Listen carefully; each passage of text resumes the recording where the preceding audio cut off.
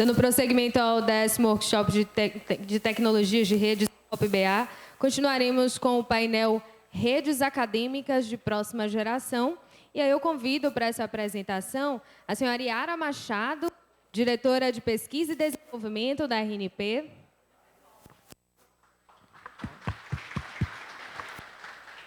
Convido também Edna Matos, diretora do IFBA de Santo Antônio de Jesus.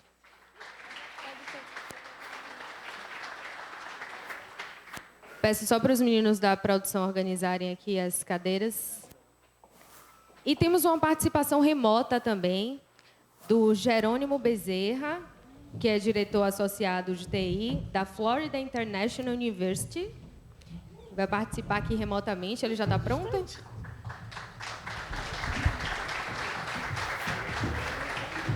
Ele trabalha como engenheiro de redes no projeto Amlight. Também o Luiz Barreto, que é analista do ponto de presença da RNP aqui na Bahia, coordenador técnico do NOC, da Rede Metropolitana de Salvador e Messa, e vai ser o mediador aqui desse painel. Bom.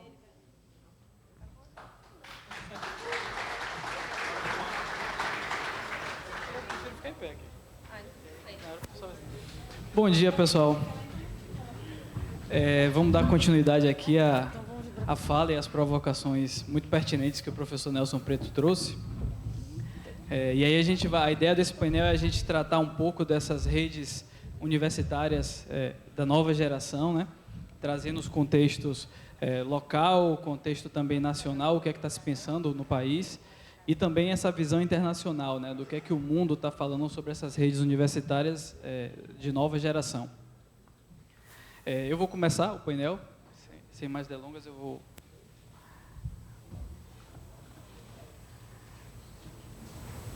Obrigado.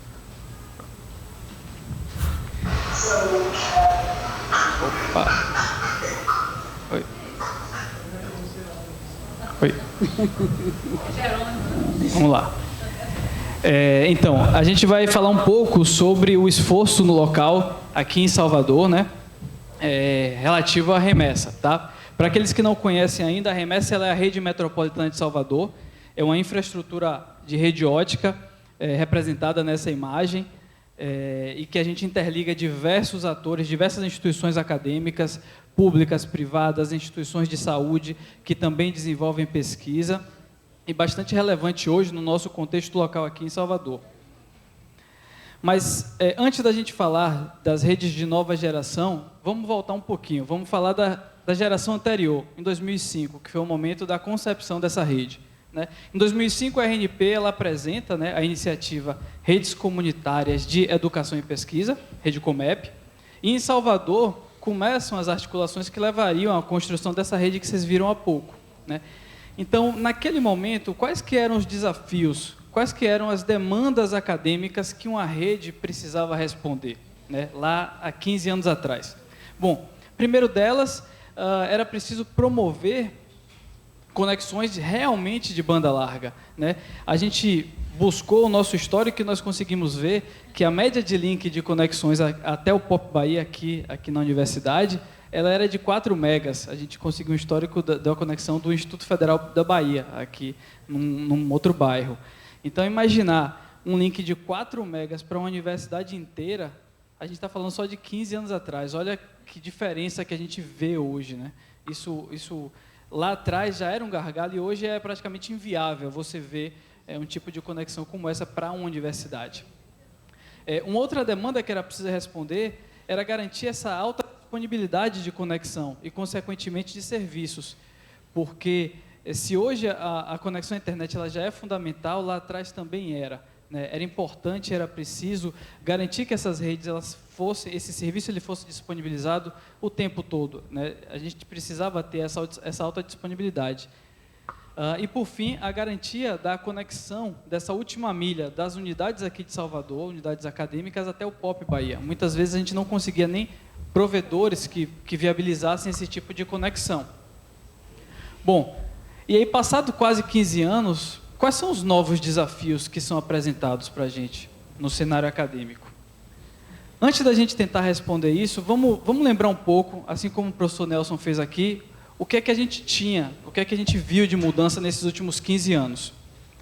Bom, a tecnologia e a internet de 2005 a 2019, ela sofreu enormes mudanças. Basta lembrar que em 2005 é lançada a plataforma do YouTube, né, que ia revolucionar a forma como o conteúdo ele é criado e disponibilizado na internet.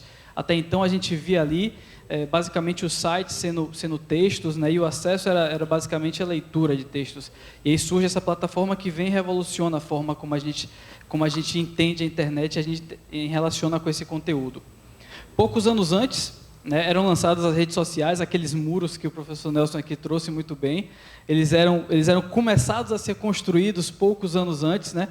Então nós tivemos o LinkedIn em 2002, o MySpace em 2003, Orkut, Facebook, Flickr em 2004 e o Twitter veio em 2006. Então essas plataformas que hoje nós usamos com tanta frequência e tantos dados são trafegados nessa plataforma, elas começaram também a ser construídas nesse meio tempo.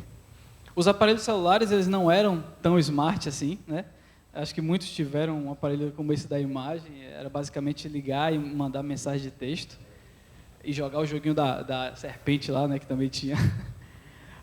O primeiro smartphone da Apple, o iPhone, ele foi lançado em 2007, né? E a Google ela traz o seu sistema operacional Android no ano seguinte.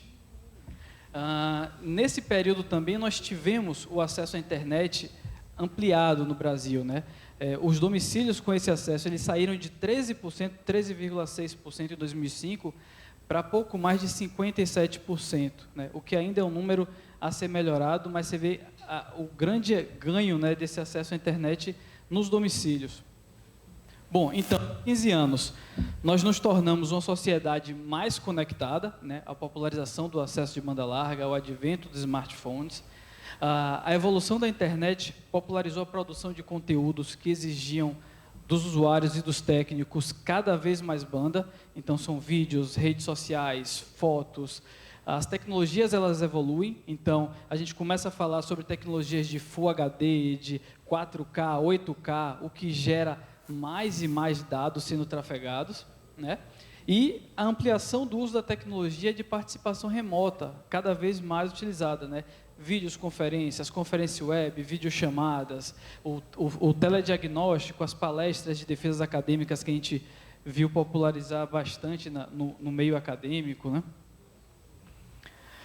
Então, voltando um pouco para a remessa, a rede da próxima geração, ela foi sendo construída nesses últimos 15 anos, né?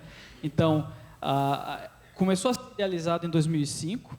Em 2009, essa rede, ela efetivamente sai do papel e é inaugurada. Ela viabiliza o atendimento em alta velocidade. A gente está falando lá em 2005 de uma média de 4 megas de conexão ao POP, e ela salta em 2009 para uma conexão de 1 giga de internet, as instituições recebendo esses links de 1 giga, o que é um grande salto, né? No mínimo, porque a gente tem links maiores, mas no mínimo 1 giga. Nós tivemos sua extensão ampliada, né, de 106 quilômetros originais para 252, com o apoio de diversos parceiros, o governo do estado, a prefeitura. E eu faço questão de destacar essas duas imagens, porque se a gente olha a rede de 2009, ela veio para atender as instituições acadêmicas, mas a gente observa que é onde a cidade concentra a maior parte da sua riqueza, os bairros mais ricos, né? E o subúrbio ele estava desassistido em 2009. Em 2019, a gente consegue reverter isso, a gente consegue levar fibra, a gente consegue levar rede de qualidade para a região menos assistida, a região que mais precisa também, né? Então, com isso, a gente conseguiu garantir a conexão de hospital do subúrbio com grande qualidade, banda sobrando e outras instituições também. Além disso, nós trabalhamos no aumento da disponibilidade da rede, através da criação de novas conexões redundantes. Então, com isso, a gente garante que o serviço ele vai ficar conectado o tempo todo. E a ampliação do número de instituições e unidades, né, acadêmicas que a gente interligou. Novas universidades, novas instituições de saúde que fazem pesquisa. Então, para isso tudo foi muito relevante para a gente. Além disso, a remessa ela apoiou a conexão dos pontos de troca de tráfego, o projeto XBR Salvador, né?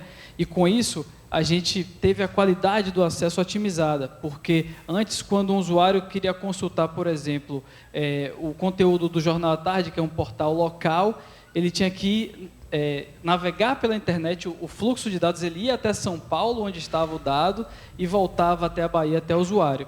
Então, isso foi reduzido com a instalação, a implantação do ponto de troca de tráfego aqui. E a gente conseguiu fazer uns testes na época, né? O acesso a esse portal, esses conteúdos, ele era de um delay de praticamente 23 milissegundos, e após a implantação isso caiu para menos de 1 milissegundo, o que traz uma qualidade nessa rede da nova geração. Bom, então, quais são os desafios atuais que uma rede ainda precisa responder, né? Os desafios agora, as instituições acadêmicas, elas ainda continuam, como muito bem dito aqui pelo professor Nelson Preto, demandando uma maior largura de banda, né? 40, 100 gigas, nesse nível que a gente começa a falar agora. O contexto onde todas as organizações, universidades, hospitais, eles estão cada vez mais informatizados, a alta disponibilidade dessa conexão continua sendo essencial. Basta ver que a gente tem casos onde, eventualmente, a gente tem uma falta num serviço de água, uma organização ela consegue funcionar por um tempo, mas se a internet cai, imediatamente, praticamente para tudo, vira um caos na instituição. Eu não consigo trabalhar porque a internet caiu. Isso é muito comum de a gente ver, né? A gente também tem como desafio a utilização de protocolos e tecnologias que tornem a rede flexível, a rede possível de ser expandida, novos enlaces, novos encaminhamentos, e também para atender novas aplicações, né? A resiliência contra falhas, falando também com essa questão conversa bastante com essa questão da disponibilidade. Então é possível que tenha mais links, que tenham conexões redundantes para que o serviço continue sendo ativo, né? E as redes elas precisam ser mais rápidas, né? Que foi o papel trazido por essa conexão com o PTT, com o ponto de troca de tráfego, né? Reduzindo esse acesso, esse tempo de acesso do usuário com o seu conteúdo. Além disso, o aumento das demandas por serviços e aplicações que reduzam a distância entre as pessoas também é uma demanda muito atual, né? Então, nós temos o cenário do telediagnóstico e da telemedicina, hoje muito bem implementado aí pela Rede Universitária de Telemedicina, RUT, né? Onde demanda muita banda. Os estudantes eles assistem uma cirurgia ali em alta resolução, em 4K, o que a banda está ali sendo trafegado.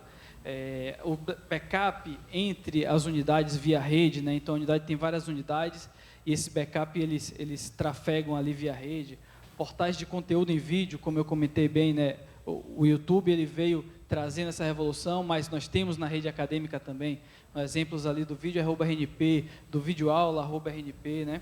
E a participação em espetáculos, né?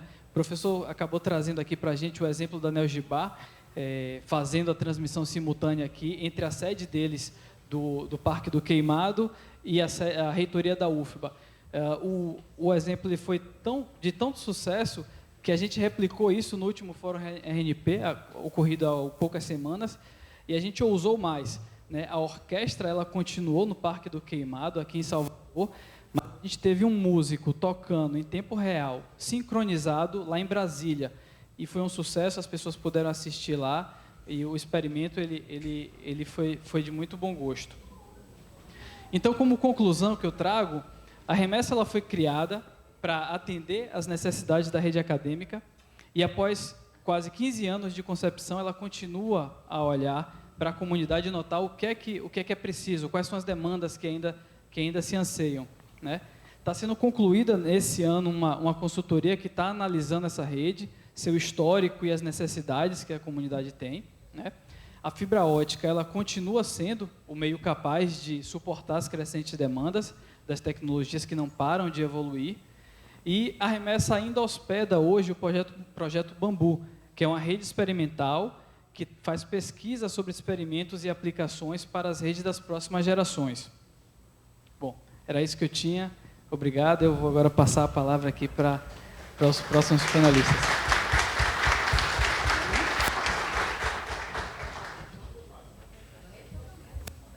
Vou para a mesa. Gostaria de chamar agora a Edna, depois a Yara.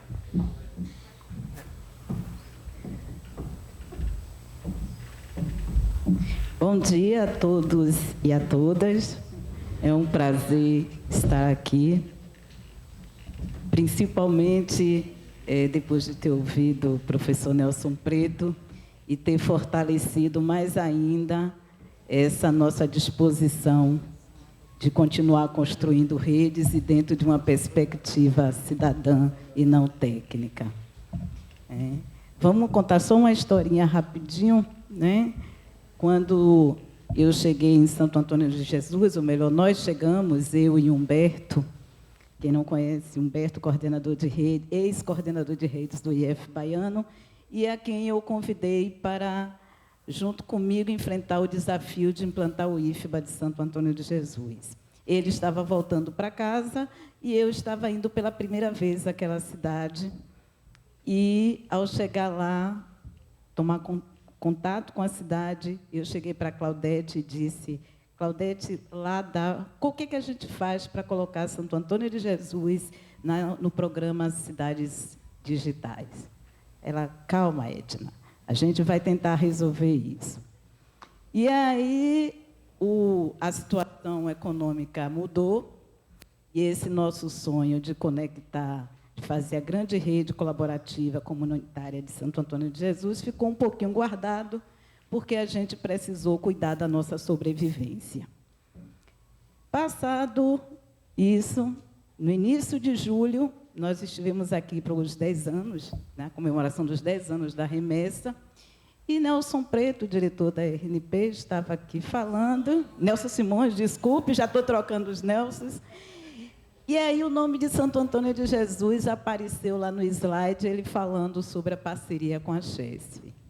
Voltei para casa, chamei Humberto e disse: vamos tirar nosso sonho da prateleira, que a gente vai fazer a nossa rede. No final do mês de julho, chamei Claudete, convidei Claudete para participar da nossa semana acadêmica. Para quem não sabe, o IFBA de Santo Antônio de Jesus ele é vocacionado para a área de tecnologia da informação. Todos os nossos cursos são voltados para essa área. E aí, Claudete eu disse: olha, fala lá com os meninos que a gente vai fazer uma rede aqui em Santo Antônio de Jesus. Claudete chegou lá com um esboço da rede.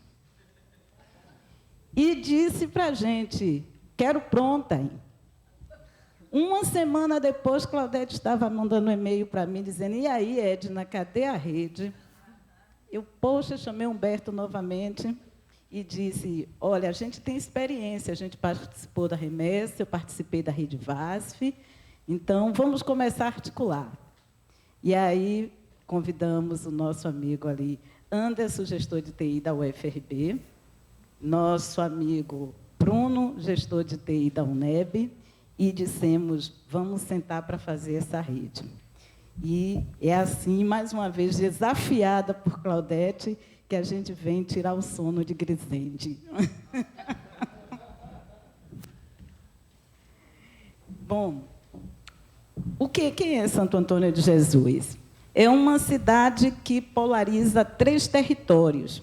A gente está falando aí de mais de 50 municípios, né? É uma cidade que, residente mesmo, tem pouco mais de 100 mil habitantes. A população flutuante, essa a gente ainda não mediu. Ela fica no entroncamento rodoviário bastante importante e atende a população desses mais de 50 municípios nos serviços de saúde, de documentação. Tem um comércio bastante forte, é o que mais se conhece de Santo Antônio, o comércio mais barato da Bahia, é o que eles dizem. E tem também um distrito industrial bastante vibrante. Há 2 anos, o governador do estado esteve lá para lançar a pedra fundamental da Policlínica e chegou para mim, ele foi inaugurar também o asfalto que nós tínhamos pedido na rua e visitar o campus. E ele chegou para mim e disse: professora, nós queremos transformar Santo Antônio de Jesus num polo de saúde e precisamos da ajuda do IFBA. Então, a gente já tem no horizonte que Santo Antônio de Jesus está caminhando para se fortalecer como polo de saúde dentro do estado. O que a gente tem lá de ensino, pesquisa e inovação? A gente tem a UFRB, que é um centro de saúde, que tem os cursos de nutrição, medicina, enfermagem, psicologia, UBI de saúde. A UFRB tem 12 anos em Santo Antônio de Jesus. Nós temos a UNEB, que tem 23 anos também lá na cidade, com os cursos de medicina, geografia, com os cursos da área de humanas. E nós temos o IFBA, o Caçulinha, que chegou, tem 4 anos, com a área de tecnologia da informação. Nós temos a sede, Santo Antônio de Jesus abriga a sede do consórcio da Policlínica do Recôncavo e do Vale do Jiquiriçá, com cerca de 33 municípios. Tem um hospital regional que é referência na região em traumatologia e em queimaduras. E esse hospital, ele tem convênio com a UFRB, ele serve de laboratório, né, para o curso de medicina da UFRB. E, justamente por nós termos chegado, nós ficamos vizinhos, de frente ou no fundo, da UFRB. E chegamos com a área de tecnologia da informação. E nós temos no IFBA o polo de inovação, que é especializado, a sua expertise é a tecnologia voltada para a área da saúde.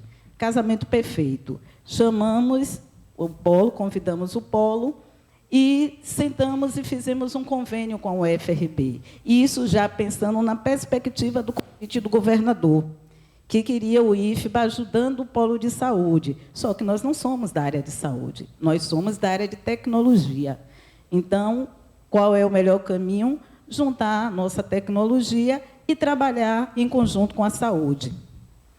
E assim, nesse convênio, nós estamos amadurecendo para construir o núcleo de tecnologia da informação voltada para a saúde, junto com o Polo de Inovação Salvador, que pertence ao IFBA, o Centro de Ciências da Saúde da UFRB e o nosso campus em Santo Antônio de Jesus.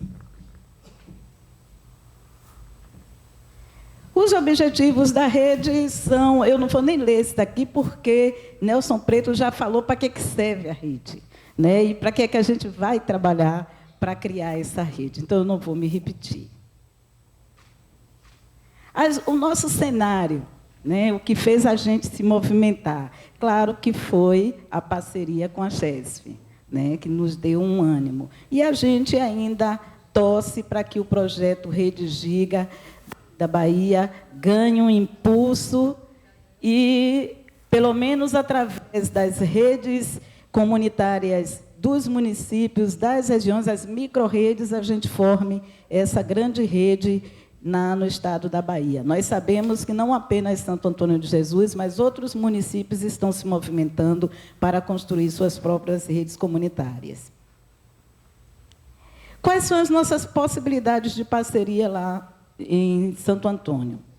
Nós temos as 4 instituições principais, que é o IFBA, o UFRB, a UNEB e o Hospital Regional, mas ainda temos, na área de saúde, a maternidade, o Hospital Luiz Argolo, a Policlínica com o consórcio, temos a possibilidade da COELB e da CHESF, o SAC e 3 escolas estaduais.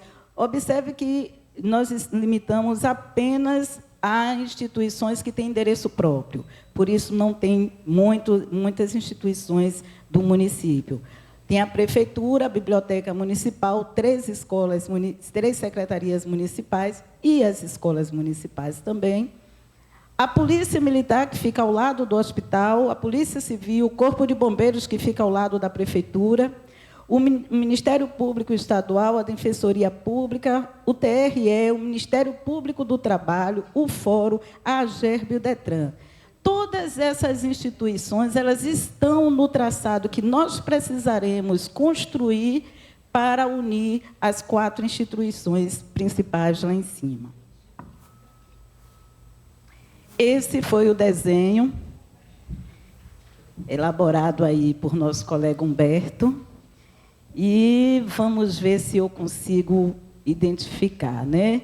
Então, ali na pontinha, nós temos o IFBA e o UFRB, coladinhos ali. Dá para ver aí, Barreto, aí? Tem? Ah, tá.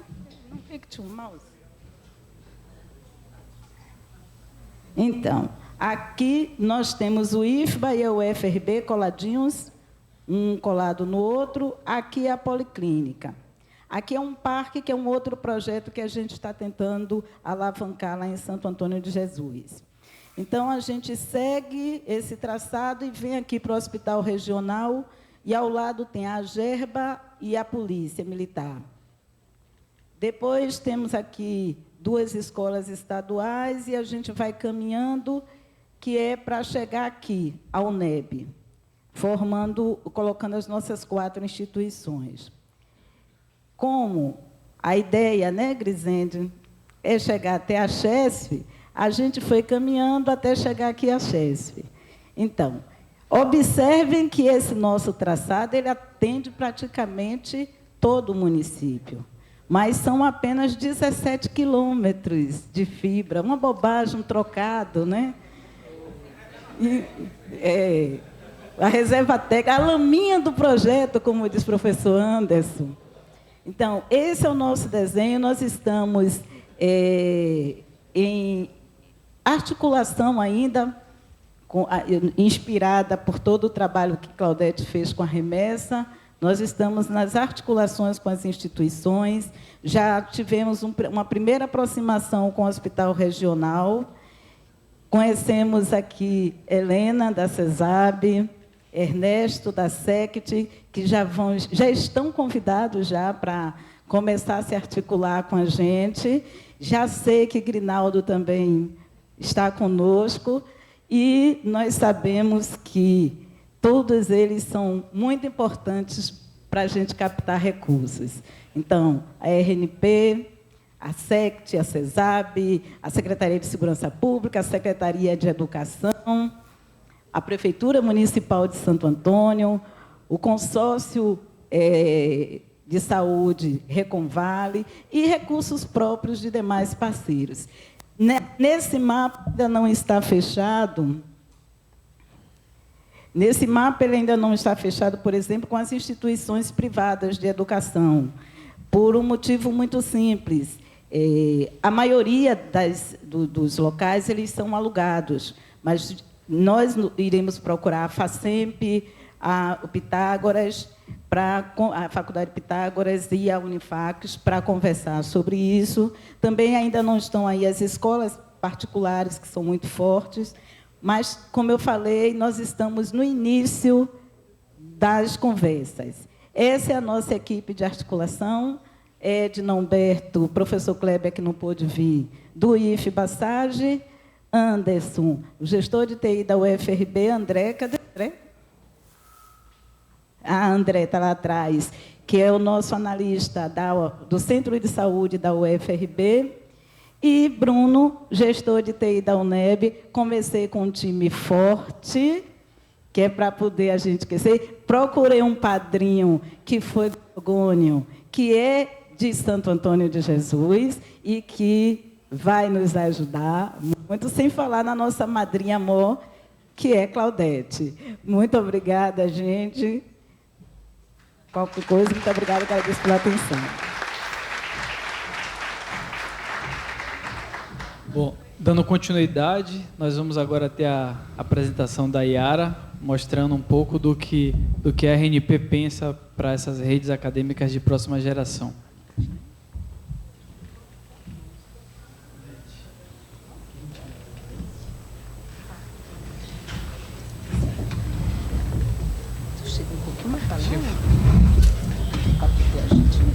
Bom, bom dia a todos. Quer dizer, também da hora do almoço. Eu vou tentar também não ficar falando muita coisa aqui para... primeiro, eu quero agradecer a Claudete pelo convite. Estou muito feliz de estar aqui. Eu estive aqui em 2015 também para falar um pouquinho sobre inovação. Então, é muito prazer de estar aqui. E queria só falar aqui dos POPs que a gente trabalha na RNP, não estou puxando seu saco não, tá? O POP Bahia é o POP que toda vez que eu tenho um projeto lá de inovação, primeiro vou falar com o pessoal da Bahia, porque eles sempre topam as maluquices que a gente faz lá, brincadeiras. Então, assim, é muito bom trabalhar com vocês. Ítalo aí, o maior parceiro, eu fiquei triste aqui, quase comecei a chorar junto com você, Entendeu? Assim, bom, vamos lá. Então, eu trouxe aqui para vocês um pouquinho, falar o que a nossa visão, né, de redes acadêmicas da próxima geração. Bom, falar um pouco que a RNP é isso, né? Essa rede pública para educação, pesquisa, inovação, que está dentro do nosso DNA, né, das redes acadêmicas. E aí eu trouxe, tem um monte de texto aí, mas o que eu quis trazer, assim, para fazer inovação, para a gente começar a buscar mudanças tecnológicas, a gente também tem que se guiar por algumas orientações. Não dá para sair por aí só fazendo tudo que é legal, né? A gente tem que buscar um norte. Então, aqui é um pouquinho quais são as motivações direcionadores do que a gente vem chamando lá da RNP de uma cyberinfraestrutura nacional para educação, pesquisa e inovação. A gente está ampliando o conceito de rede, mas não é só rede, é rede, computação, armazenamento. Então, essas coisas elas vão chegando juntos para os usuários, né? A gente está agora também mudando um pouco esse conceito e falando de cyberinfraestrutura. Então, assim, tem alguns pontos importantes: alto desempenho, escalável, resiliente, custos recorrentes reduzidos. Cada vez mais isso é um ponto, a gente precisa trabalhar na redução de custos. A infraestrutura compartilhada para pesquisa, para experimentação, para educação, para cultura.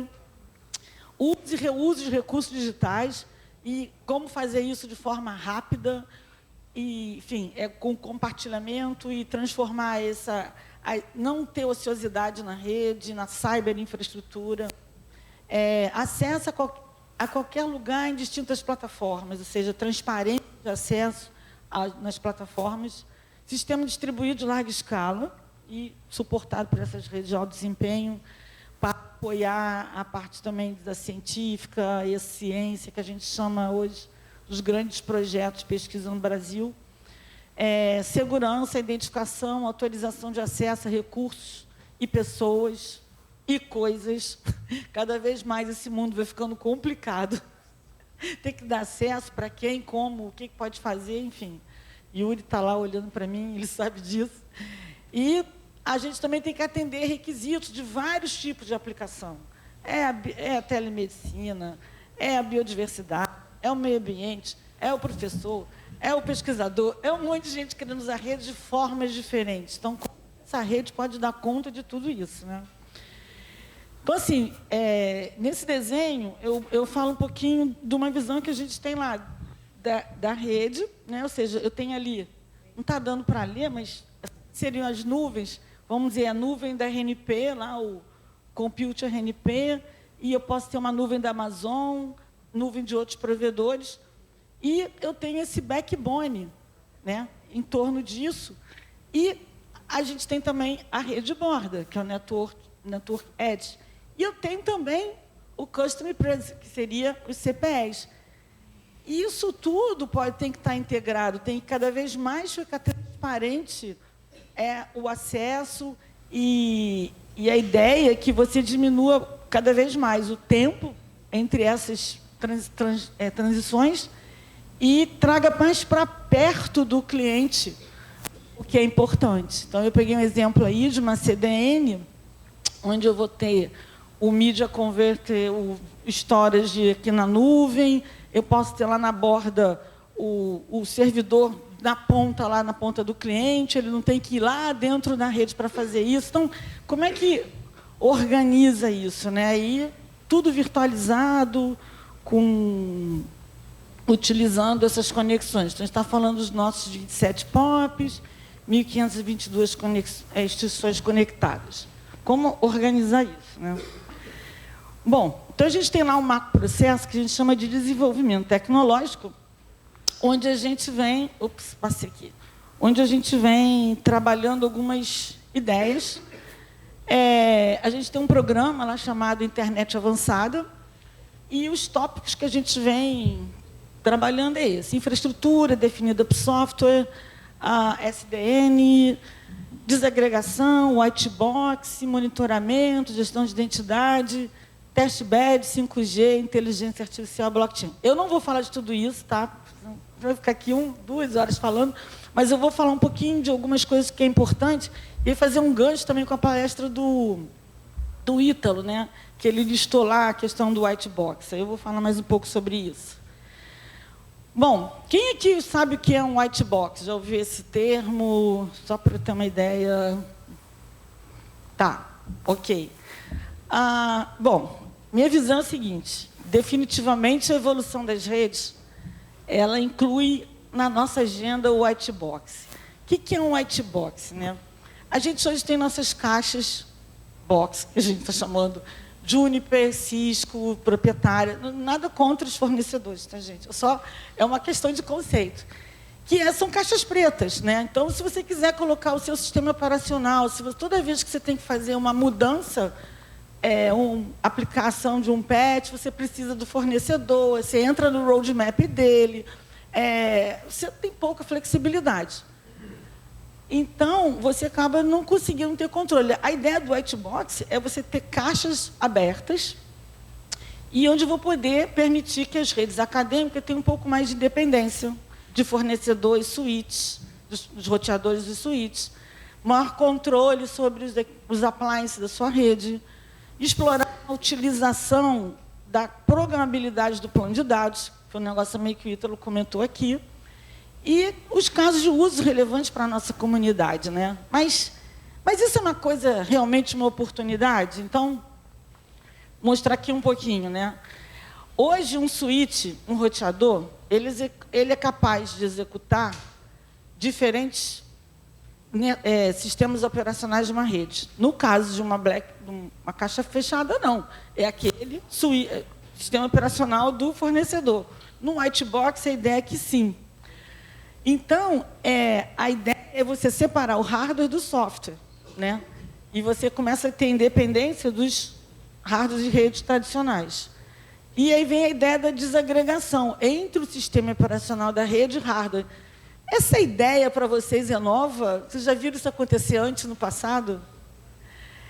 O pessoal da antiga lá, que programou em Fortran, que trabalhou com os mainframes, era isso, né? O mundo era uma grande caixa preta. Quando chegam os PCs que começam a dizer, não, espera aí, você pode separar o hardware do software, quando chega linguagens que começa, tipo Java, quando chegou, não, você escreve o teu programa aqui, independe do sistema operacional que está aqui embaixo. Essa desagregação criou esse mundo que está aqui hoje, né? Toda essa mudança. Só que no mundo de redes, isso ainda não aconteceu. Só que não teve jeito. Chegou lá. Então, a gente está nessa tendência de desagregação entre o sistema operacional e a rede. E eu vou ter 2 níveis de independência.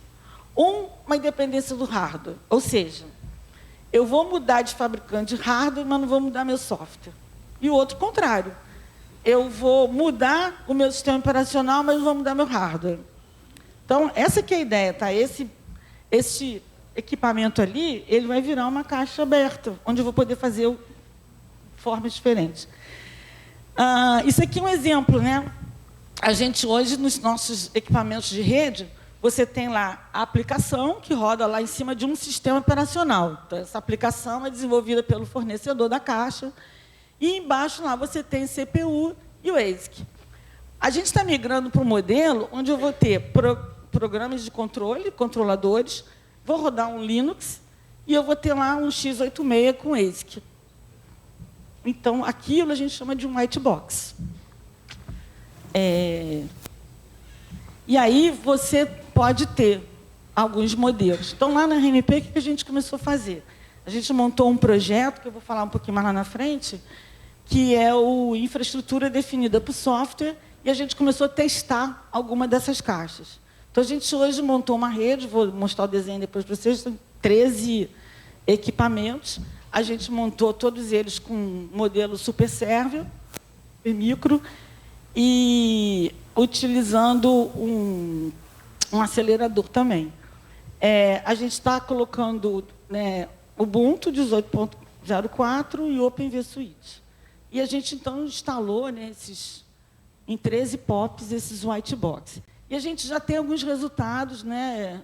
Eu até coloquei lá resultados comparativos, mas já foi publicado, tem 2 publicações já, estudando esse desempenho.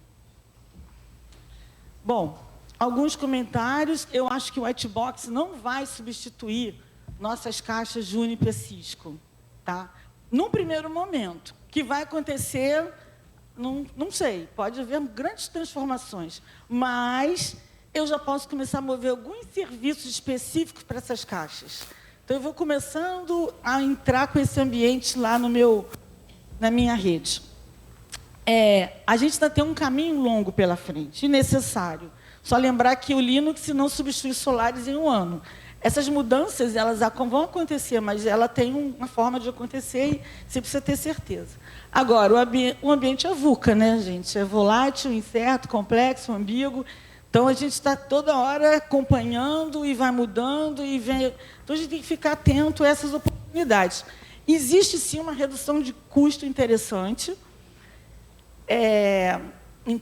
Isso assim, faz uma diferença grande na hora que você vai montar redes. Então, eu fico pensando em redes onde a gente tem dificuldade hoje com recursos, para redes regionais, pode ser um caminho, vale a pena experimentar. Então, o pessoal aí da área de pesquisa, acho que é bom fazer alguns testes, homologar alguns equipamentos desses. Já tem empresas, a TIT, uma galera aí já está começando a olhar para isso, porque baixou o custo, o pessoal está buscando solução.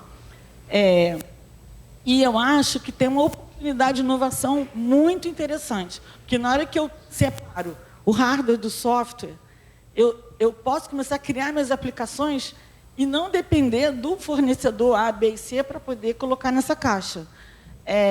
Eu acho que a gente tem aí o que aconteceu na área de processamento de dados, está começando na área de redes. E aí, de novo, aquilo que o Ítalo falou. Galera de rede tem que começar a juntar com engenharia de software, porque isso aqui pode dar um bom samba, como diz lá no Rio de Janeiro. E eu diria que a gente vai começar a nascer as NetTechs, né? Tem as FinTechs, são essas grandes startups aí da área financeira, HealthTechs. Eu acho que está num momento interessante das NetTechs começarem a aparecer, startups pequenas que podem fazer uso dessas tecnologias e produzir produtos, resultados baixo custo. Bom, dando continuidade, o que a gente fez lá na RNP? A gente montou, então, um projeto que a gente queria investigar como toda essa infraestrutura virtualizada ela pode ser, então, controlada por software, né? Estava buscando esse caminho, aí a gente montou uma rede SDN, incluiu nuvem de borda distribuída a nível nacional e desenvolveu um orquestrador para poder aprovisionar esse serviço de uma forma automática. E sempre trabalhando com soluções abertas, partindo de produtos, né, de coisas que já existem aí, que o pessoal está usando, junto com a comunidade, não começando do zero.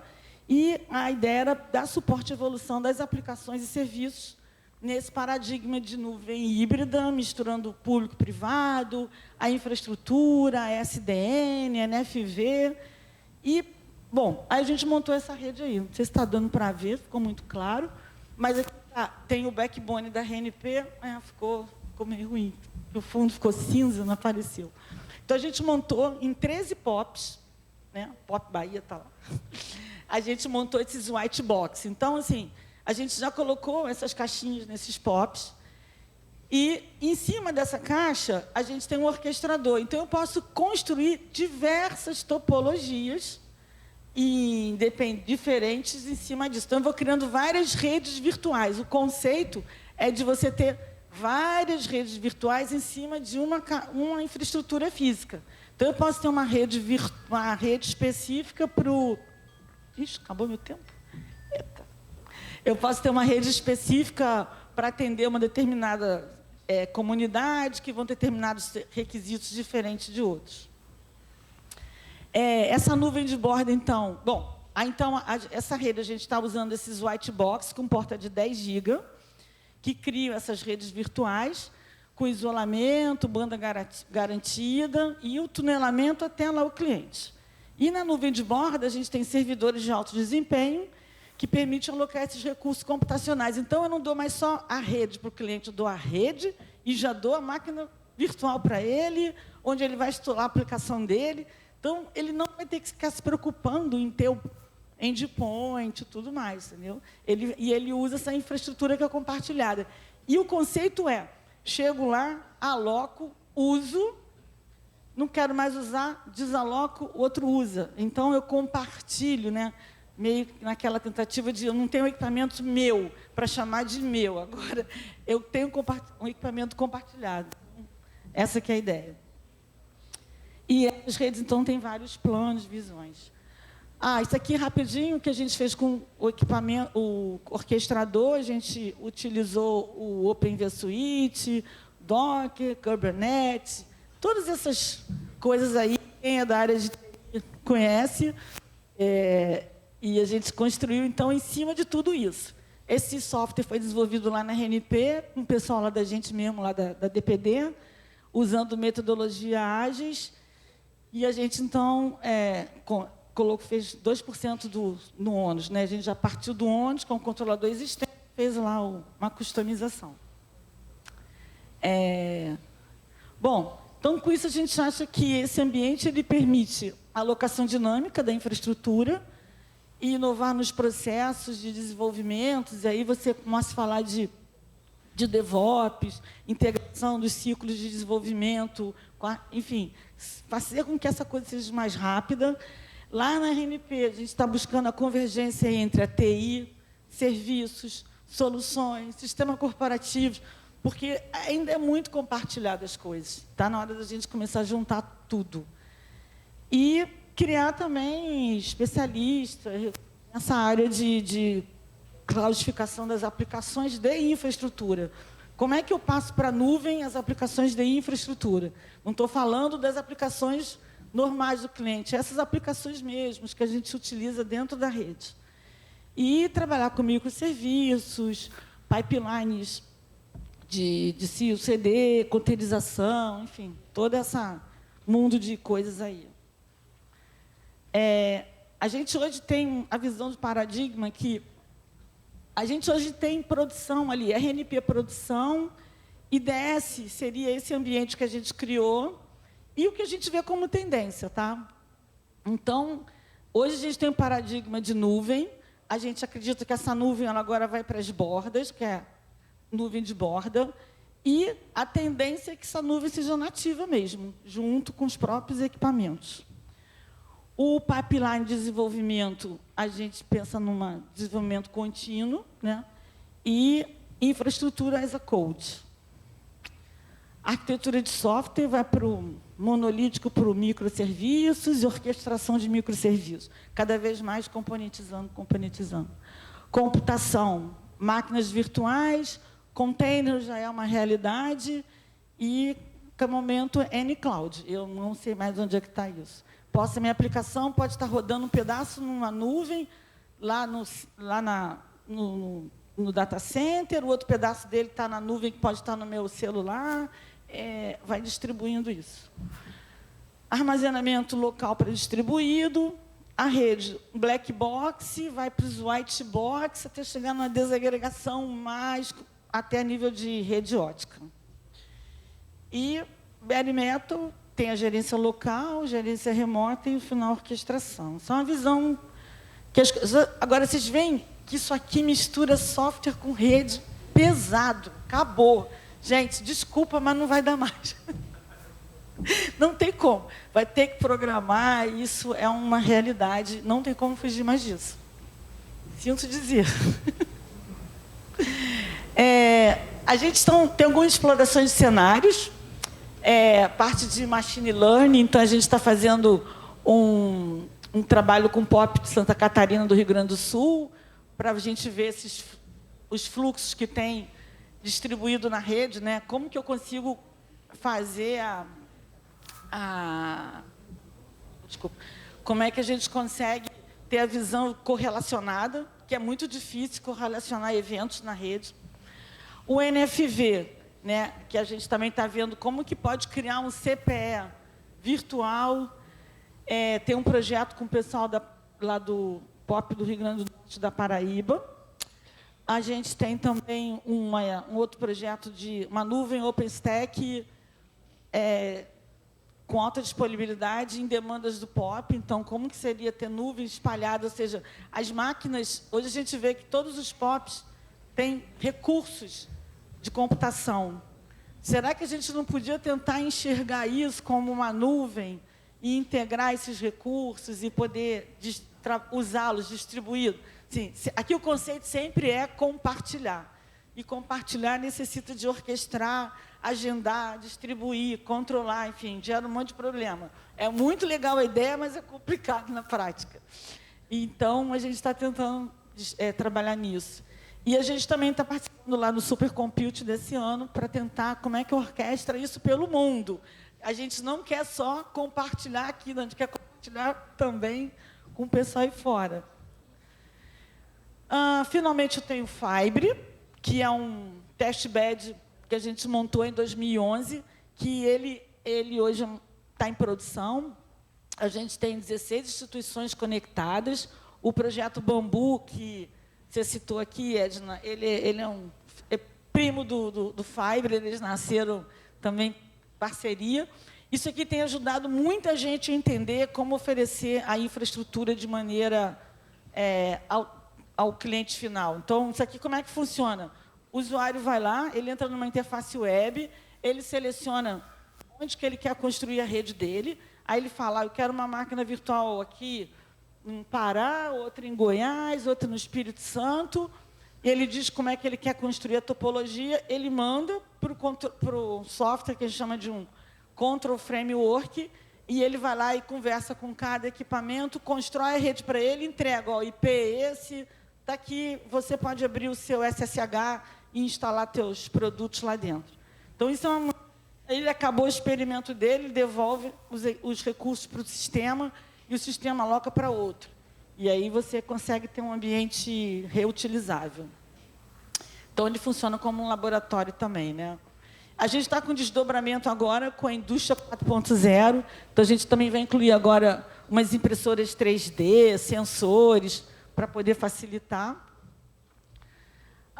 E o objetivo da gente, no final, é integrar. Tem muitos testbeds no Brasil. Vários projetos financiaram testbed. Tem o Fibre, tem o Futebol, que é um testbed de redes óticas sem fio. Tem o 5G em Fire, que também é um testbed 5G. O FieldAir, que era um cloud computing. O outro também de cloud computing. Então, a ideia agora é pegar todos esses ambientes e integrar. Só para vocês terem uma ideia da importância disso, o NSF lançou um financiamento agora, veio uma mensagem, que eles estão colocando em torno de, sei lá, uns 20 milhões de dólares num projeto chamado Fabric, que é exatamente isso. Eles estão pegando todos os testbeds lá nos Estados Unidos e estão integrando. Por quê? Essa é uma visão de uma construção de uma internet no futuro, onde ela é composta de vários tipos de serviços que são de maneira orquestrada. Então, assim, a gente está aprendendo muito com esses projetos a lidar com essa dificuldade de você orquestrar os serviços e manter a integração. É um problema clássico de sistemas distribuídos, né? Que aí o cara alocou, aí o cara não está mais usando. Então, toda aquela complexidade de sistemas distribuídos aparece aqui na hora que a gente começa a fazer isso. Mas só que a gente está fazendo isso de uma forma prática, está sendo bem legal. Estou terminando. 5G. A gente também está explorando 5G. A gente está com um projeto com o Inatel, financiado pela Lei de Informática, que é investigar como é que a gente pode conectar áreas remotas através do 5G. Então, o Inatel está desenvolvendo um protótipo de um rádio, onde eles tentam chegar a distâncias mais remotas, e, com isso, eu poderia conectar uma escola, uma fazenda, enfim, coisas que estão fora ali daquela periferia. Essa é uma proposta. A gente também vai participar com a Oi de um teste piloto que eles convidaram a gente, que vai ser ano que vem, em Brasília. Então, a gente vai pegar uma escola em Brasília, conectar, avaliar, ver se é possível essa última milha ser realizada através do 5G. Bom, outro projeto que a gente também está olhando aqui, a gente conseguiu um recurso com a Huawei, que é, então, o controle da rede, não só no nível do equipamento de rede, IP, mas também no equipamento óptico. Então, a gente já aí quer controlar. Por quê? Muitos desses novos ROADMs, que são os equipamentos ópticos, eles têm que eles chamam de um transponder elástico. Lembra que o Ítalo fez uma pergunta, o GPON, ele falou, é estático, que não tem programabilidade. Mas a gente já está evoluindo para equipamentos ópticos, então eu posso controlar essa capacidade de rede óptica em função da demanda da minha rede. Então, esse projeto para estudar isso. E, fechando aqui um pouco, a gente também está alerta para um negócio chamado desagregação. Não é à toa que o Facebook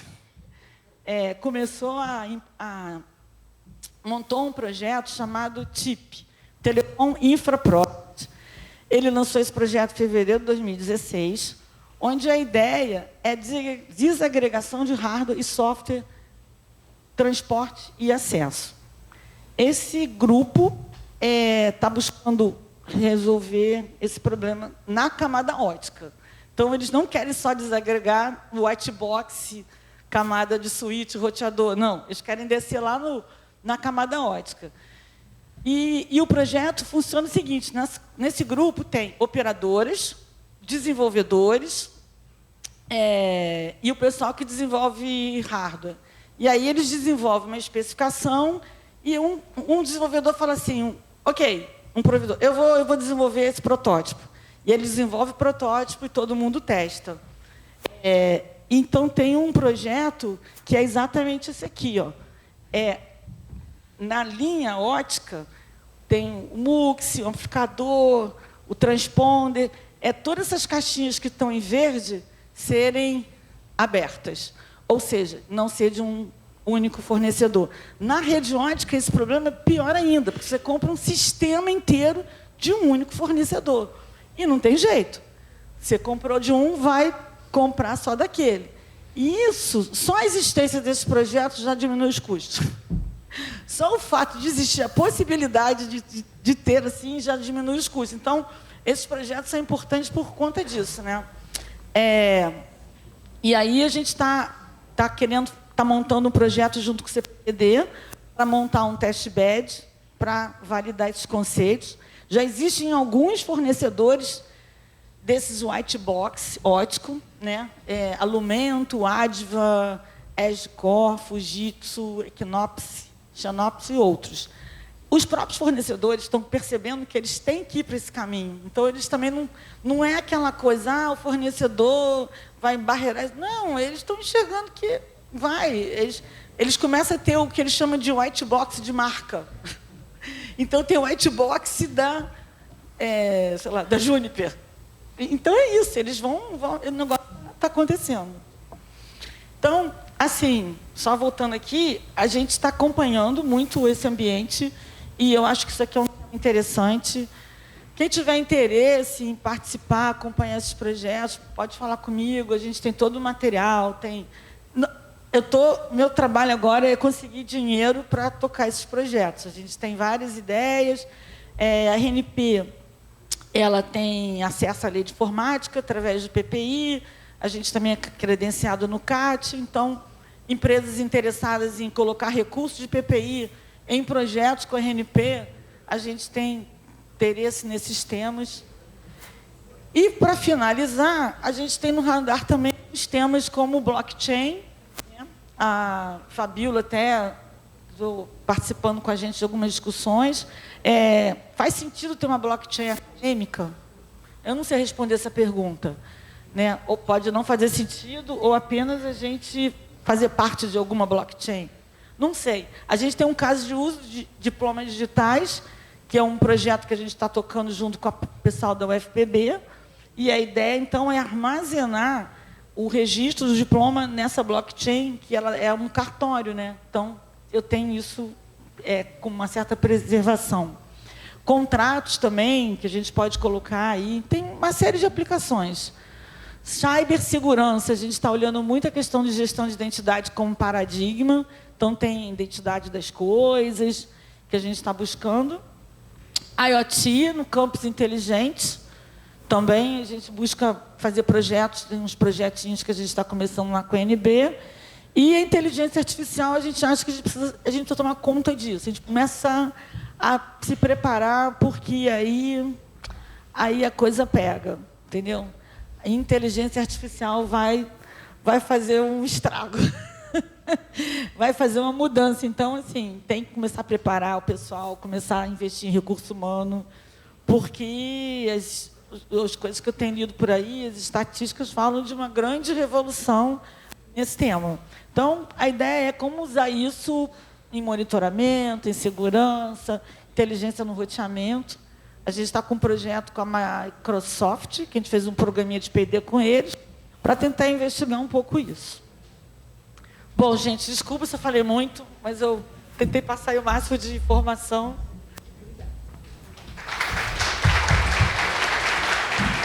Obrigado, Yara. E, para finalizar o nosso painel, a gente vai, de maneira remota, tá com a apresentação aqui do Jerônimo. Jerônimo, nos escuta? Pronto, fica à vontade aí para começar, meu amigo. Obrigado, Barreto.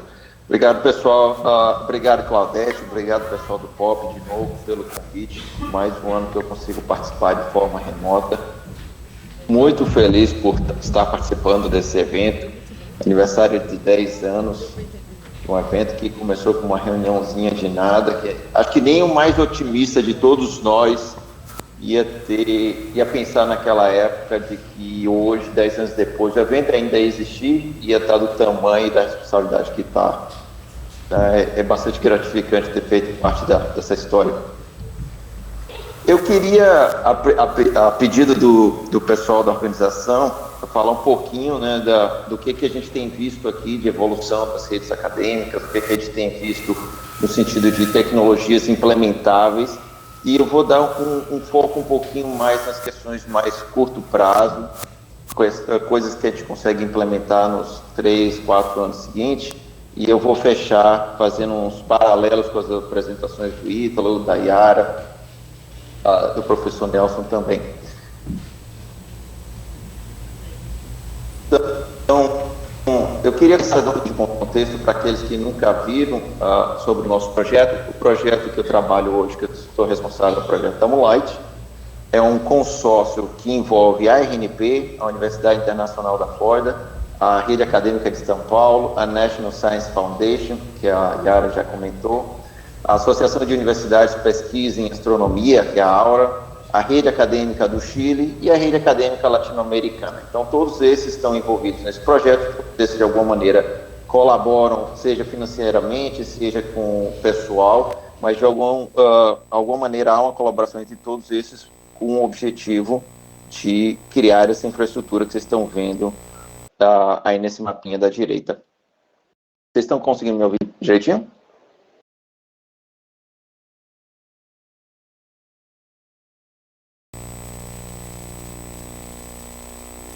Bom.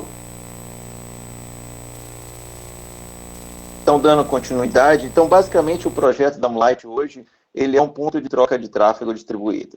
É um ponto de troca de tráfego acadêmico. O Barreto já tinha comentado sobre o ponto de troca de tráfego que há na Bahia, no projeto do Brasileiro também. Então, basicamente, ele é um ponto de troca de tráfego distribuído porque ele conecta pontos de troca de tráfego em Miami, em Fortaleza, em São Paulo, em outras localidades também. Então, basicamente, essa rede ela tem presença em todos esses sites que vocês enxergam aí: Miami, Boca Raton, na Flórida, São Paulo, Fortaleza, Santiago, no Chile, San Juan, em Porto Rico, e a cidade do Panamá. Ele conecta todos esses centros de educação e pesquisa que vocês conhecem da América Latina. Desde 2014, ele opera como uma rede SDN, usando primariamente o protocolo OpenFlow. Isso foi conversado aqui um pouquinho mais cedo. E essa rede hoje ela tem a capacidade total de encaminhamento de 1.2 terabits por segundo. E a capacidade entre o Brasil, ou América Latina, e os Estados Unidos hoje é de 630 gigabits por segundo. Ou seja, tem banda suficiente para vocês criarem todos os testbeds e testarem todas as aplicações que vocês têm em mente. E uma das coisas que a gente tem nessa rede, ela suporta tanto o tráfego acadêmico quanto o tráfego comercial. Tá? Então, voltando para o foco dessa apresentação, falando um pouquinho das soluções de curtíssimo prazo, algumas das soluções o Ítalo e a Yara já comentaram, não são necessariamente soluções que estão por vir, são soluções que já existem, algumas delas há algum tempo, como a própria questão de SDN, desagregação de hardware, white boxes, desagregação da camada ótica, e já existem alguns dos exemplos que eu vou prover aqui que foram implementados por algumas instituições pioneiras, e eu vou dar foco nesses 6 tópicos principais. Não vou citar todas as novidades, mas mais aquelas que envolvem a parte de rede e o pessoal que está aqui, né? Tanto no nível global, nível de campus, como no nível regional. Então, acho que a Yara e o Ítalo comentaram bastante disso, né? A questão do desacoplamento, do plano de controle, do plano de dados. Isso não tem muito mais do que falar. Esse conceito de SDN, ele já está aí, já tem 11 anos, não parece, mas já tem 11 anos. E existem muitas redes hoje acadêmicas que já suportam isso, né? A nossa própria rede já tem 5 anos que suporta isso, a Internet 2 já vai fazer 7 anos, aí tem a outra rede americana, a ISNet, a rede europeia, a rede australiana, todas essas redes já têm alguma coisa rodando com SDN. A maioria de vocês já tem alguma coisa de automação, né, indo nessa linha que tanto a Yara quanto o Ítalo comentaram, né, da necessidade de os engenheiros de rede se envolverem com desenvolvimento de soluções, sejam scripts, sejam softwares, sejam rotinas. Então, muitos de vocês já conhecem o Ansible, já conhecem o Puppet, isso hoje é bastante comum, que engenheiros de rede não façam mais configurações de manutenção manual, né, de forma manual, e sim através desses softwares automatizadores.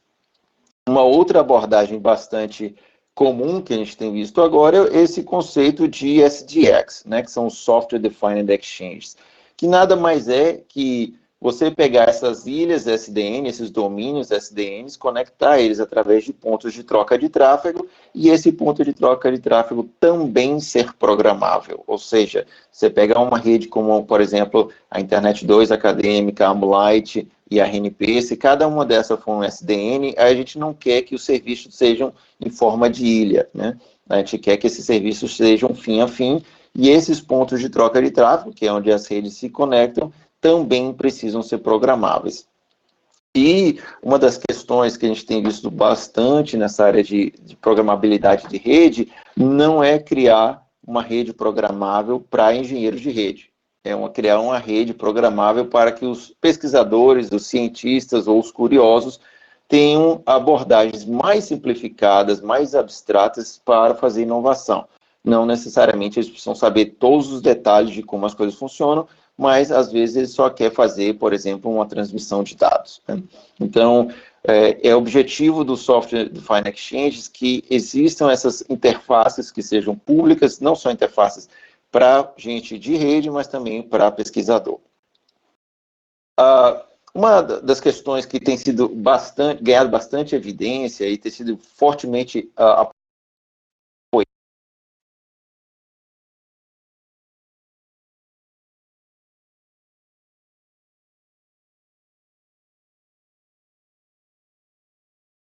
Então, todas as redes acadêmicas, elas precisam se conectar com redes vizinhas, de países e de continentes vizinhos, né? E no passado era muito comum da gente contratar serviços do tipo capacidade, né? Ou serviços algados, ou serviços iluminados, ou porta de acesso, ou clear channel. Existiam várias nomenclaturas, mas basicamente era um contrato que você tinha com uma operadora de telecom, e essa operadora de telecom, ela ia te entregar um serviço bem definido e estático. Então, você contratava, por exemplo, uma porta de 1 gigabit por segundo para usar IP, para usar Ethernet, para usar MPLS, ou às vezes até um serviço TDM, você usava E1, T1, E3, coisa desse tipo. Então, se você quisesse rodar um serviço diferenciado, ou se você quisesse expandir essa necessidade, essa capacidade que você tinha, era muito difícil, porque você tinha que fazer uma licitação, um registro de preço, ou tinha que fazer um processo equivalente de compra e atualização de contrato. Então, uma coisa que agora é uma realidade é esse conceito de que as redes acadêmicas agora passam a ser coproprietárias das infraestruturas que conectam essas redes vizinhas, né? Principalmente nos domínios submarinos ou interpaíses. Então, é muito comum hoje, por exemplo, na Europa, que os países que fazem parte da rede acadêmica, a GEAN, eles tenham fibra ou apagada, ou eles tenham espectro óptico, ou tenham canais nas fibras das operadoras. E isso aconteceu agora com a gente, né, da Amolight, e através dessa parceria muito forte com a RNP e com a rede da Acadêmica de São Paulo, a gente comprou 5% do par de fibra da Angola Cables no cabo do Google, né, que vocês devem ter ouvido falar, que é o Monet. A RNP fez um press release também, então vocês devem ter visto na mídia aí. Então, basicamente, o que é isso, né? O que é RNP, o que a gente fez de novo? A gente agora, por ser ser dono de parte da infraestrutura, a gente tem acesso à infraestrutura ótica direto e a gente pode definir qual é a infraestrutura que a gente quer montar em cima daquela rede ótica. Então, se hoje eu compro um transponder, né, que é esse equipamento que ilumina a fibra, que a Yara estava comentando, de 10 GB, e amanhã eu preciso melhorar a minha capacidade de transmissão, eu posso simplesmente trocar o transponder eu mesmo, né, sendo do meu dinheiro, conecto na fibra ótica submarina, e a partir daí, meu serviço já foi automaticamente atualizado. E aí, se você pensar nesses contratos de longo termo, de 5, 10, 12, 15 anos, a gente não pode comprar uma capacidade hoje e achar que daqui 15 anos ainda vai ser suficiente, né?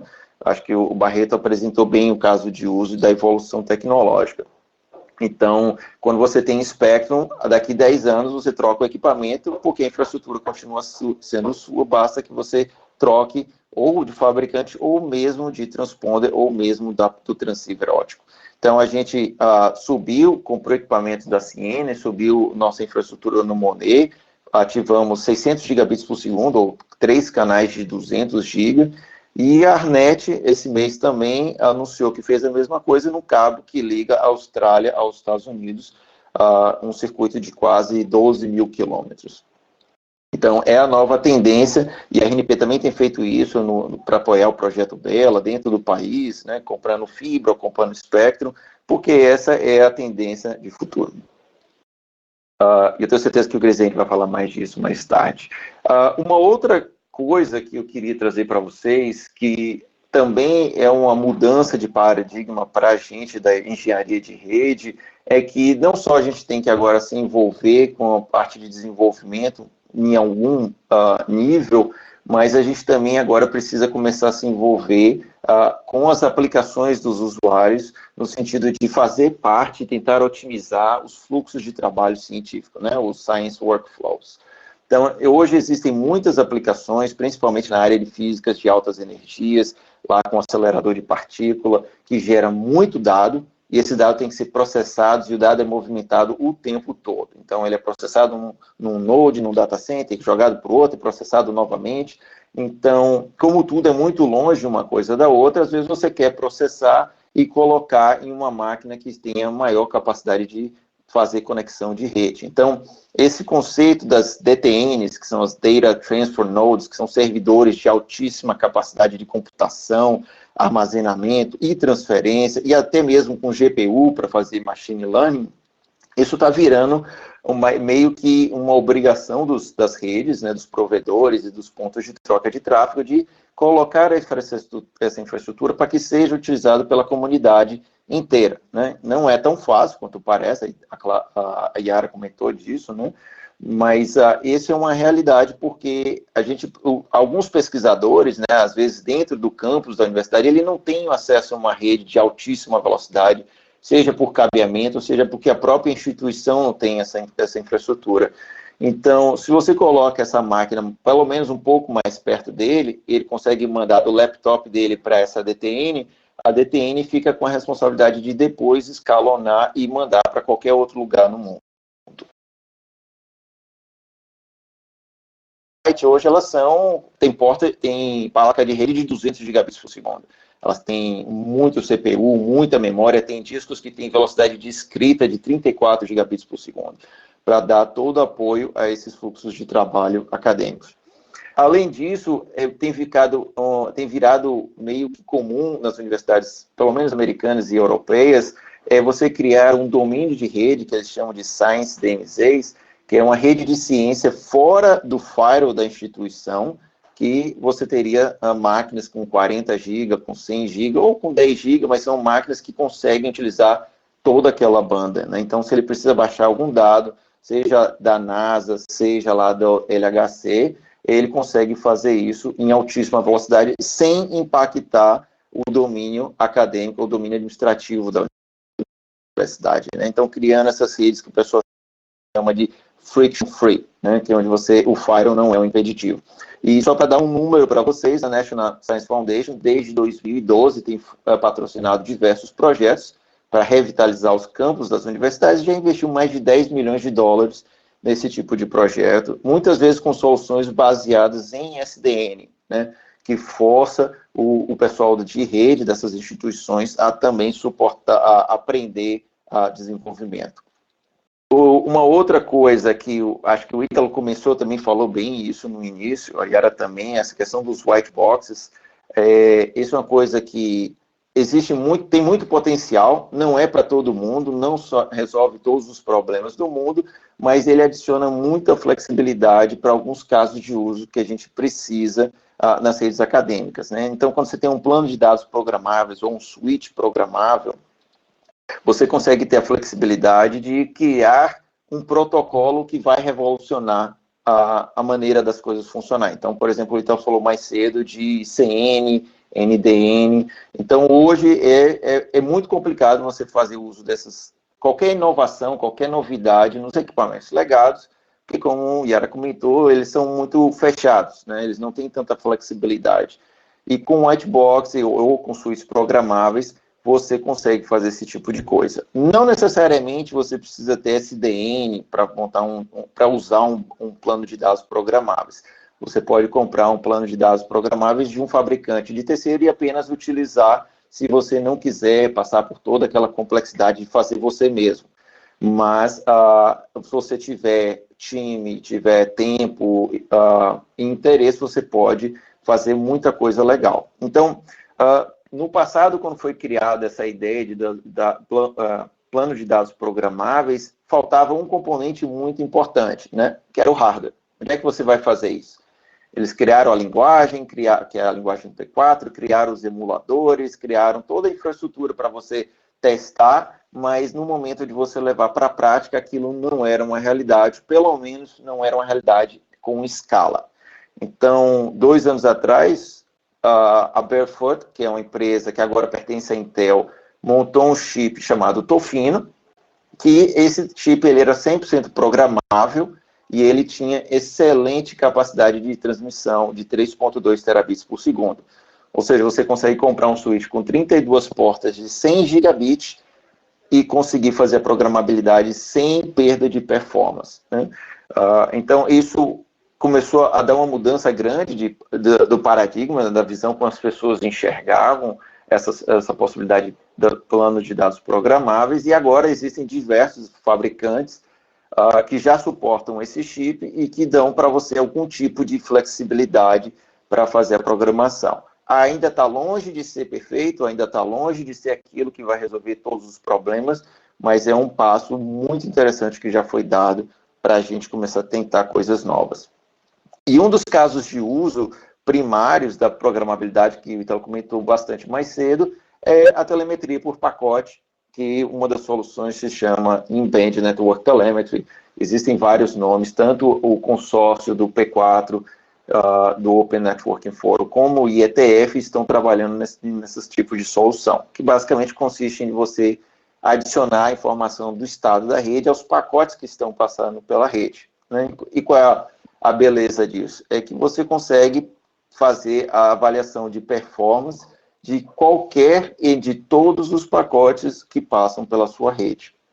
Então, para dar uma perspectiva do que a gente está falando, a gente consegue monitorar 100% de uma rede 100 gigabits, sem fazer sampling, né, sem fazer amostragem, sem fazer a consolidação de sumários por fluxos, ou seja, a gente consegue monitorar cada pacote e entender qual era a realidade dentro daquele equipamento no momento que aquele pacote passou pelaquele equipamento.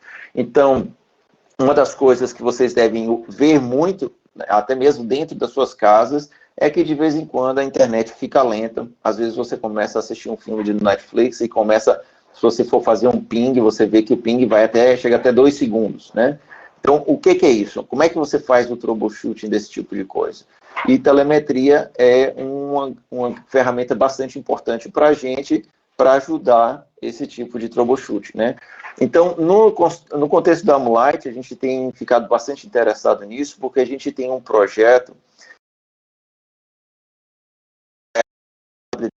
que é conectar os telescópios que estão no Chile até suas equivalências archives, né, seus data centers nos Estados Unidos, em tempo real, e o projeto maior que tem nesse momento é o Large Synoptic Survey Telescope, que é o LSST. Então, esse telescópio, ele é o maior telescópio do mundo sendo desenvolvido, telescópio óptico sendo desenvolvido. Ele tem uma lente de 8 metros de largura, e o tamanho da câmera, para vocês terem uma ideia, é do tamanho de uma quadra de tênis, né?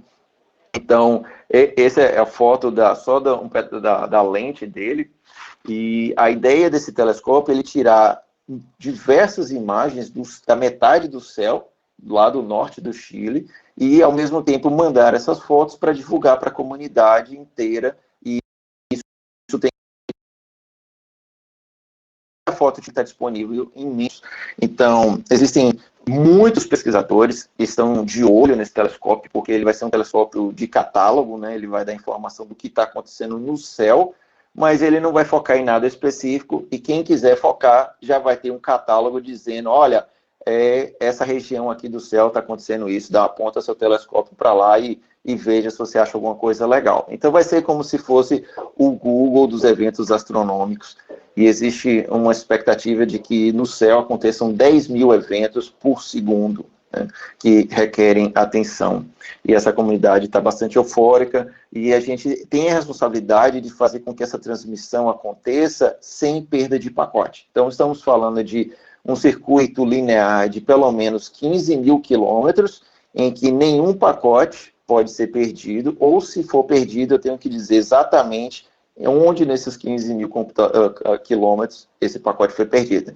Então, é um SLA bastante rígido, é uma solução que a gente ainda não tem 100% de certeza que a gente vai conseguir responder nesse nível, mas a gente tem enxergado que no quesito de telemetria, e a gente tem uma ferramenta bastante útil. Então, a gente já tem um projeto também patrocinado pela National Science Foundation, onde a gente recebeu $750 mil para fazer testes, desenvolvimento de software e criar a solução que vai ser utilizada pelas redes acadêmicas no futuro. Então, a gente tem parceria com a Barefoot, tem parceria com outros fabricantes, temos acesso a hardware, temos um conjunto grande de servidores e suítes para criar ambientes de test bed para a gente ver até que ponto a telemetria vai ajudar a gente nesse troubleshooting.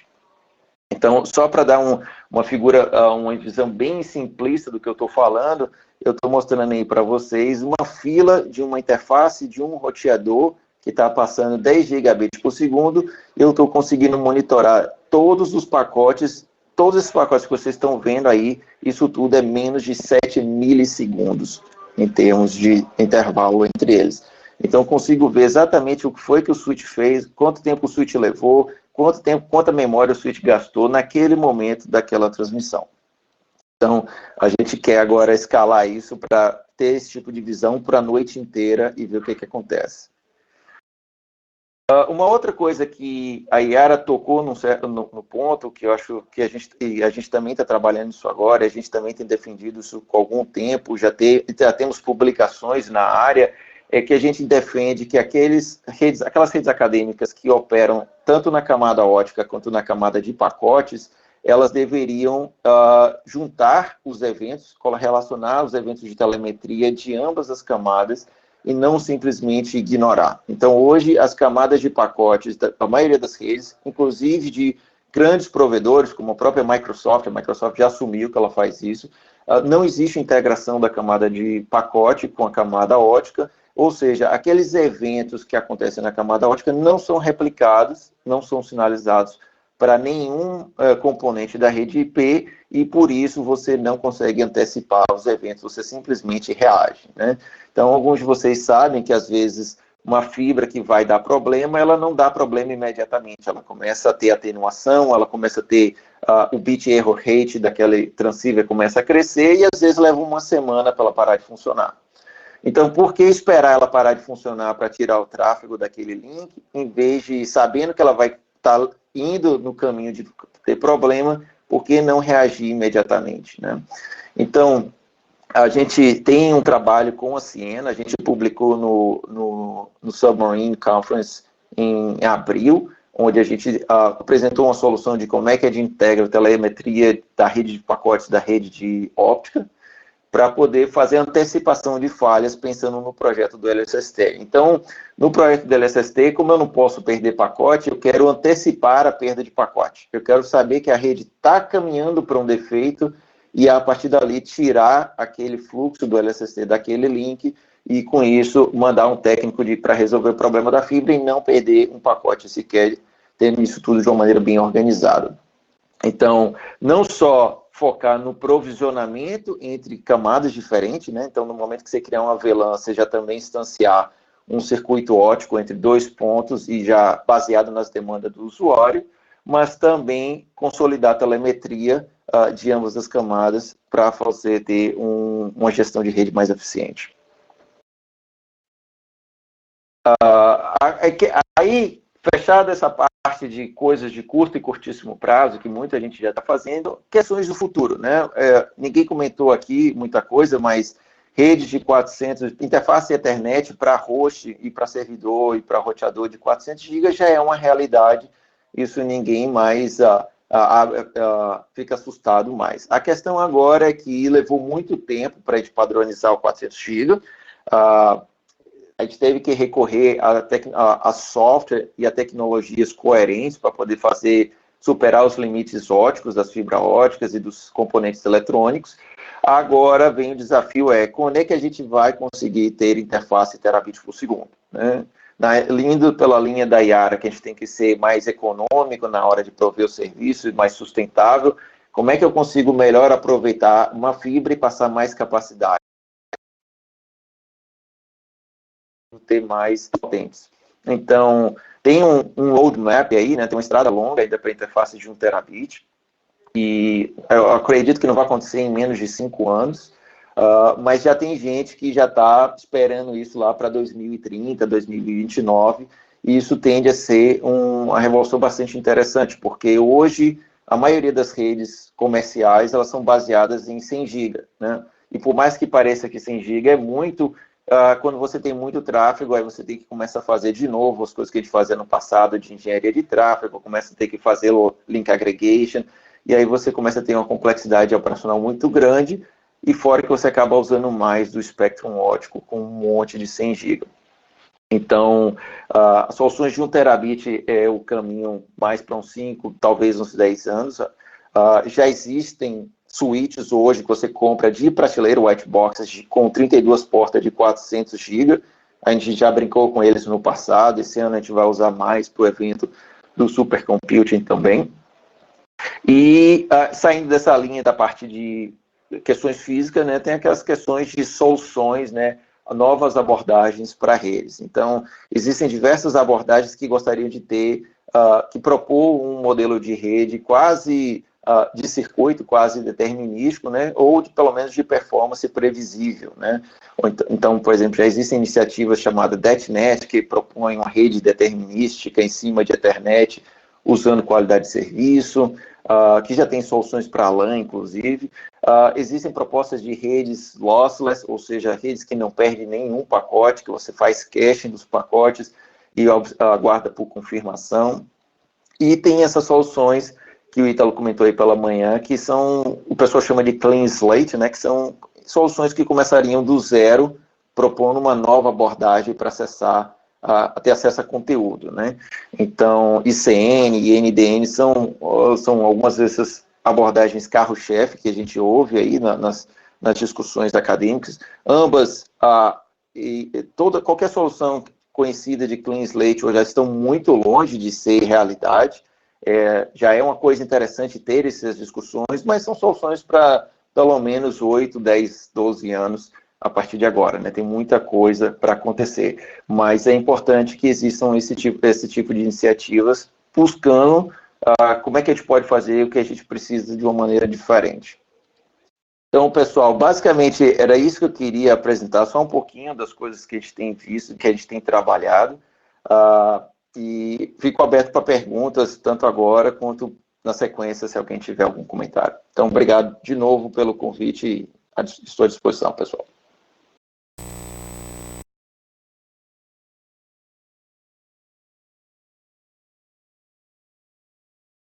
Eu não tenho microfone, não estou ouvindo se vocês estão falando. Eu vou estar, por conta do horário um pouco avançado, a gente vai estar tendo que encerrar, né? Mas os panelistas eles vão estar à disposição aí durante a tarde também para responder a perguntas. Mas o painel ele foi bastante rico, né? Nós tivemos aqui uma rede no seu nascedouro, né? A remessa um pouco mais madura nesse sentido. Nós vimos a visão da rede nacional com essa questão das redes das próximas gerações, e o Jerônimo trazendo agora, por fim, o que é que as redes acadêmicas internacionais elas têm estudado, elas têm discutido nesse contexto agora de evolução tecnológica e de cada vez mais demandas, né, que a academia traz. Obrigado a todos que até esse momento aguardaram aqui, e até a tarde.